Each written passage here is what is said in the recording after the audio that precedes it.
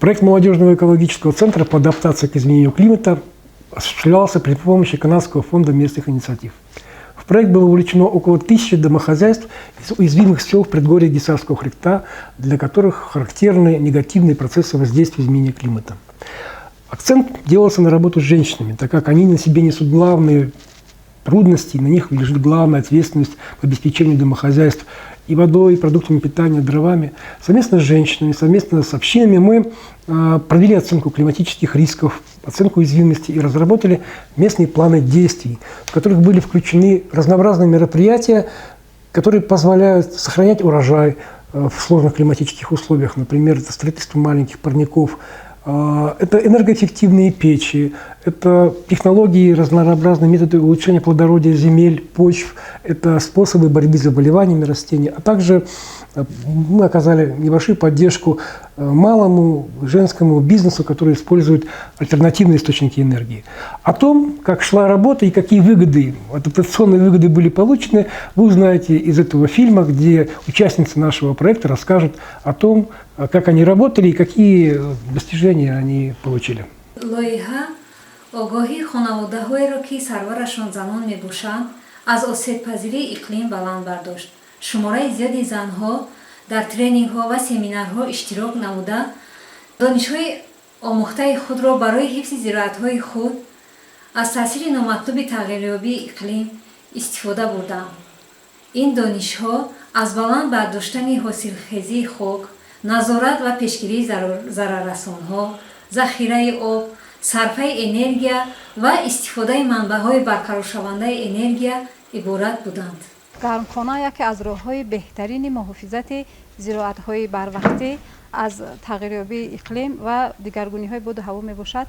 аз ин рӯ дар деҳаи мо аксарияти мардум гармхона сохтанд, ки дар он сабзавот мешинонанд ва кӯчат мекоранд. дар ин кор маркази экологии ҷавонон ба мо таълим медиҳанд ва дар сохтани гармхонаҳо ба мо ёрӣ мерасонанд. гармхонаи мо оилаамонро бо сабзавот таъмин мекунад ва ман боқимандои онро консерва мекунонам ё ин ки ба бозор бароварда мефурӯшам, ки ба даромади оилаи мо ин кӯмаки зиёд аст. дар деҳаи мо бисёриҳо қарор доданд ки оташдонҳои каммасраф созанд. фарқияти онҳо аз оташдонҳои анъанавӣ дар он аст, ки инҳо ҳезумро кам сарфа мекунанд ва якбора дар ду дег пухтани хӯрок имконпазир аст. мо тарзи сохтани оташдонҳоро дар тренингҳои марказии экологии ҷавонон омӯхтем ва акнун худамон метавонем онҳоро дар хонаводаҳои худ созем ва ба дигар ҳамсояи худам омӯзонем. бисёр хонаводаҳои деҳаи мо барои нӯшидан ва обиёрӣ намудан аз об танқисӣ мекашанд. ин аз сабаби зиёд шудани хушксолӣ мебошад. оби каналу ҷӯйборҳои мо аксар вақт нокифояанд. мо бояд ҳангоми обёрӣ обро сарфа намоем ва онро аз истифодаи оби борон захира кунем. барои ин ҳоло мо аз бошгоҳи 500 литра, ки аз тарафи маркази экологии ҷавонон ба мо пешниҳод карда шудааст, истифода мебарем. дар деҳаи мо мушкилоти асосии марбут ба иқлим ин норасоии об барои обёрӣ мебошад. дар ҷӯйборҳо об намерасад. чашмаҳо бошад, дар тобистон аз гармии бисёр хушк мешаванд. ҳосилҳоямон нобуд мегарданд. мо бояд обро сарфа намоем ё ин ки ҳангоми боридани борон захира кунем.